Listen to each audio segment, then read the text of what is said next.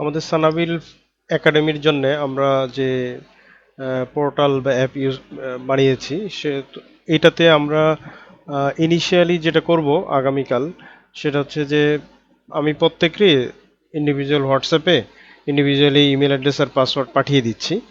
তো পাসওয়ার্ড দিয়ে আমাদের লগ ইন করতে হবে, লিঙ্ক এবং পাসওয়ার্ড প্লাস এই ভিডিওটাও পাঠিয়ে দিচ্ছি।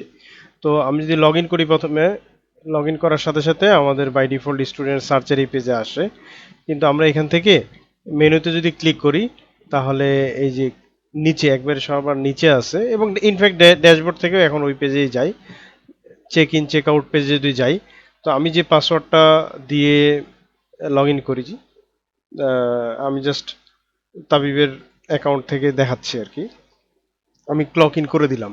তো ক্লক ইন করার সাথে সাথে আমার কিন্তু ইন্টারনালি আইপি অ্যাড্রেসটা লক হয়ে আছে।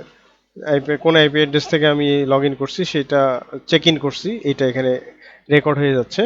তো আমার দিন শেষে আবার যখন আমি কাজ যখন শেষ করে ফেলবো, চলে যাব সেন্টার থেকে, তখন আমার ওই পাসওয়ার্ডটা দিব, যে পাসওয়ার্ড আমি মানে দিয়ে লগ ইন করি, দিয়ে আমি চেক আউট দিয়ে দিব। তাহলে এখানে আমার টোটাল আমি কতক্ষণ থাকলাম এই মানে কাউন্টিংটা চলে আসবে।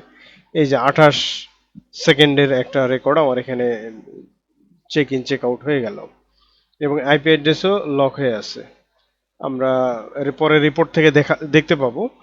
তো এই এতটুকু কাজ আমরা আগামীকাল করব। আর বাকি স্টুডেন্ট অ্যাড করার যে কাজগুলো, এগুলো আমি ভলেন্টিয়ারদেরকে দেখিয়ে দিব। ঠিক আছে?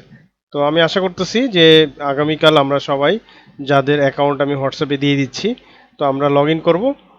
প্রথমে লগ ইন করার পরে আমাদের এই ক্লক ইন ক্লক আউট পেজে গিয়ে আমরা আমাদের আবার পাসওয়ার্ডটা দিয়ে চেক ইন দিলে আমরা এখানে এটা চেক ইন রেকর্ড হয়ে যাবে।